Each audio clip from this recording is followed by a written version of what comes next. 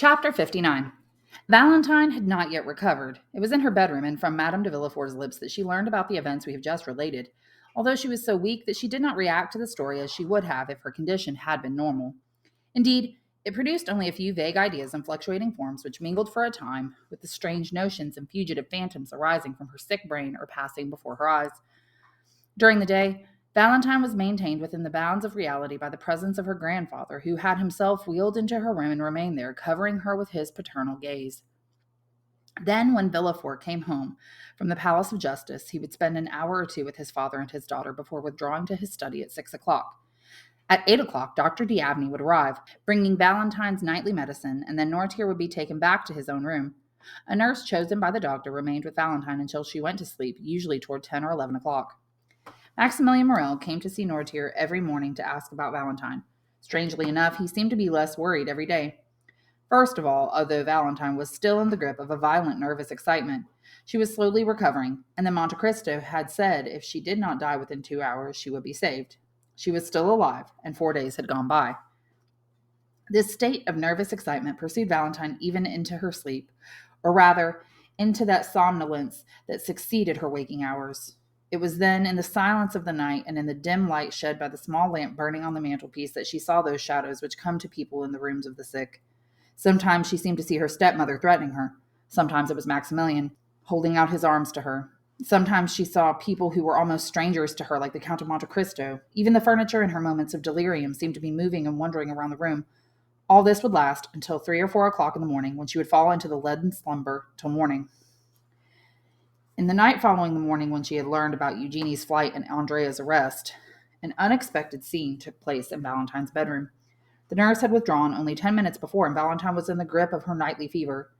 In the flickering light of the lamp on the mantelpiece, she suddenly saw the door to her library begin to open without making the slightest noise. In any other circumstances, she would have seized the bell cord and rung for help, but nothing surprised her in her present condition. She was aware that all the visions surrounding her were only the products of her delirium. A human figure appeared behind the door. Due to her fever, Valentine was too familiar with this sort of apparition to be frightened by it. She merely opened her eyes wider and hoped it would turn out to be Maximilian. The figure approached her bed, then stopped, and seemed to be listening with deep attention. A ray of light from the lamp shone on the face of the nocturnal visitor. "It's not Maximilian," murmured Valentine. Convinced that she was dreaming, she waited for the man to disappear or change into some other person. Remembering that the best way to make these unwelcome visions disappear was to drink some of the soothing medicine which the doctor had prescribed for her, she put out her hand toward the glass standing on the table beside her bed. Just then, the apparition stepped forward and came so close to her that she seemed to hear its breathing and feel the touch of its hand on her arm, which she slowly drew back. Then the figure, which seemed to be protective rather than threatening, took the glass, held it up to the lamp, and examined it carefully. But this test was not sufficient. The figure took a spoonful of the medicine from the glass and swallowed it. Valentine thought the vision was about to vanish to make way for another one, but the figure, instead of fading away like a shadow, came up to her again, held out the glass to her, and said, "Now you may drink." Valentine started. It was the first time one of her visions had spoken so realistically. She opened her mouth to scream. The man put his finger to his lips. "It's the Count of Monte Cristo," she murmured. "Don't call for help, and don't be afraid," said the Count. "The man you see before you, this time it's not an illusion, Valentine, is the most affectionate, respectful friend you can imagine." Valentine made no reply, but her frightened eyes seemed to say, "If your intentions are pure, why are you here?" With his keen perceptiveness, the Count realized what was taking place in her heart. "Listen to me," he said, "or rather look at me. Look at my reddened eyes and my face, which is even paler than usual. I haven't slept for 4 nights. For 4 nights I've been watching over you, protecting you, preserving you for our friend Maximilian." The blood rushed joyfully to the sick girl's cheeks, for the name which the Count had just pronounced swept away all the mistrust he had inspired in her. "Maximilian," she repeated. "Did he tell you everything?" "Everything. He told me your life was his, and I promised him you would live." "Are you a doctor?" "Yes, and the best one you could possibly have at this time, believe me." "You say you've been watching over me, yet I haven't seen you till now." Monte Cristo pointed in the direction of the library. "I was hidden behind that door," he said. "It leads into the house next door, which I've rented." Valentine looked away in modest pride and said, "What you've done is madness, and the protection you've given me strongly resembles an insult." "Valentine," said Monte Cristo, "here are the only things I've seen during my long vigil. Who came to your room, what food was prepared for you, and what you were given to drink. When your beverages seemed dangerous to me, I entered as I did just now, emptied your glass of poison, and placed in it a liquid which, instead of bringing on death that had been prepared for you, made life flow through your veins. Poison? Death? Cried Valentine, once again believing herself to be under the influence of some feverish hallucination. What are you saying? Monte Cristo put his fingers to his lips again. Yes, I said poison and death. But first drink this. He took out a flask containing a red liquid and poured several drops of it into her glass. After you've drunk this, don't drink anything else for the rest of the night. Valentine put out her hand, but it drew back in fright as soon as it touched the glass. Monte Cristo took the glass, drank half of its contents, and handed it back to Valentine, who smiled and swallowed the rest. Oh, yes, she said. I recognize the taste of the medicine that always brings down my fever and calms my brain a little. Thank you, Count. Now you know how you've lived for 4 nights, Valentine. But you don't know what terrible torment I've gone through when I saw the poison poured into your glass, when I trembled lest you drink it before I could pour it out into the fireplace. If you've seen the poison poured into my glass, then you must have seen the person who poured it, said Valentine in terror. Tell me who the murderer is. Haven't you ever seen anyone come into your room at night? Yes, I've seen shadows pass, approach, and disappear, but I took them for visions brought on by my fever, and even when you came in just now, I thought for a long time that I was either delirious or dreaming. So you don't know the identity of the person who wants to take your life? No, why would anyone want me to die? You're about to find out who it is then, said Monte Cristo, listening attentively. You're not delirious tonight, and you're wide awake. I want you to summon up all your strength now. Pretend to be asleep, and you'll see. Valentine seized the Count's hand and said, I think I just heard a noise. Hurry, leave. With a benevolent smile that filled her with gratitude, the Count tiptoed over to the library door. Just before he closed it behind him, he turned around and said, Remember, don't move and don't make a sound. Unless you pretend to be asleep, you may be killed before I can come to your aid. With this frightful injunction, the Count vanished behind the door, which closed silently. Valentine remained alone. 2 clocks struck midnight, and then, except for the rumble of a few distant carriages, everything became silent. Valentine was obsessed by a single thought. There was someone in the world who had already tried to murder her and who was about to try once again. 20 minutes passed, 20 eternities, then 10 more. Finally, an almost imperceptible scratching on the library door told Valentine that the Count was listening and telling her to listen also. From the opposite direction, that is, from the direction of Edward's room, she seemed to hear the floorboards creaking. She held her breath. The door began to open. Having raised herself up on one elbow, she scarcely had time to fall back down and hide her eyes under her arm. Then, with her heart clutched by unspeakable fear, she waited.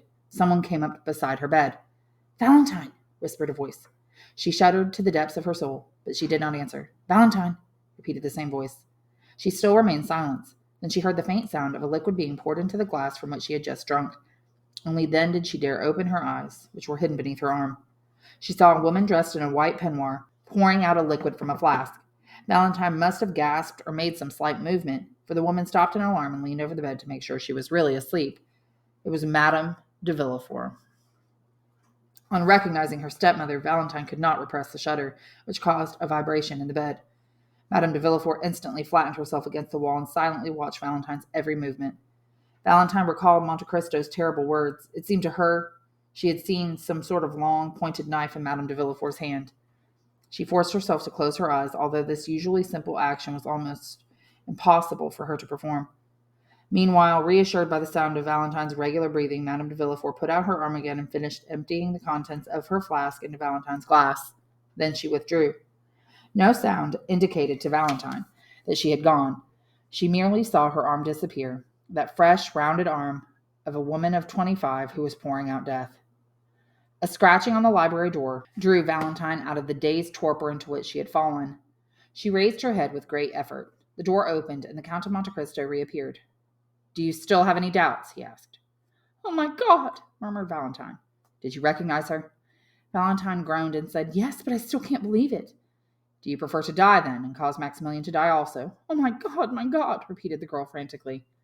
The Count picked up the glass and tasted its contents. This time it isn't brucine, he said, but a simple narcotic. I recognize the taste of the alcohol in which it is dissolved. If you had drunk what Madame de Villefort just poured into this glass, Valentine, you'd be lost. Oh, why does she want to kill me? Cried Valentine. What? Are you so kind, so gentle, so reluctant to believe the evil of others that you haven't realized the reason? No, I've never done her any harm. But you're rich, Valentine. You have an income of 200,000 francs a year, which would belong to her son. Monsieur and Madame de Saint Méran died so that you would inherit their fortune. That's why Monsieur Noirtier was condemned to death when he made you the beneficiary of his will. And that's why you yourself must die, Valentine, in order that your father may inherit from you and that your brother may in turn inherit from him. Edward, poor child! Is it for him that all those crimes were committed? Ah, at last you understand. If only he doesn't have to suffer for it. Valentine, you're an angel. Has she given up trying to kill my grandfather? She no doubt reflected that when you were dead, his fortune would naturally go to your brother, and that the murderer would therefore be a useless risk. And to think that a woman could devise such a diabolical plan. Do you remember Perugia and the man your stepmother spoke with about poisons while you were waiting for the carriage? It was then that the plan began to develop in her mind. Oh, Count, cried the girl, bursting into tears. I see it all now, and I see I must die. No, Valentine. Our enemy is defeated because we've unmasked her. You'll live to love and to be loved, to make a noble heart happy. But in order to live, you must have complete confidence in me. I'm at your orders, Count. I'll do anything in order to live, for there are two people in this world who love me and would die if I died, my grandfather and Maximilian Morel. No matter what happens to you, Valentine, said Monte Cristo, don't be frightened. If you lose your sight, your hearing, and your sense of touch, don't be afraid. If you awaken without knowing where you are, don't be afraid. Even if you should find yourself in a tomb or a coffin, rather keep your head and say to yourself, at this moment, a man dedicated to my happiness and that of Maximilian is watching over me. What a terrible extremity! Would you prefer to denounce your stepmother? I'd rather die than do that. You won't die, Valentine, but I want you to promise me that no matter what happens, you won't lose hope. Believe in my devotion to you as you believe in God's goodness and Maximilian's love. Valentine gave Monte Cristo a look full of gratitude. He took out his little emerald box, opened it, and dropped into her hand a round pill the size of a pea. Valentine looked at him questioningly. Yes, he said. She put the pill into her mouth and swallowed it. And now goodbye, Valentine, said Monte Cristo. I'm going to try to sleep, for you're saved. He watched her as she gradually went to sleep, overwhelmed by the power of the narcotic he had just given her. Then he picked up her glass, emptied most of its contents into the fireplace so that it would appear that Valentine had drunk it, set it back down on the table beside her bed, and disappeared through the library door after having taken one last look at Valentine, who was sleeping with the tranquility of an angel lying at the feet of the Lord.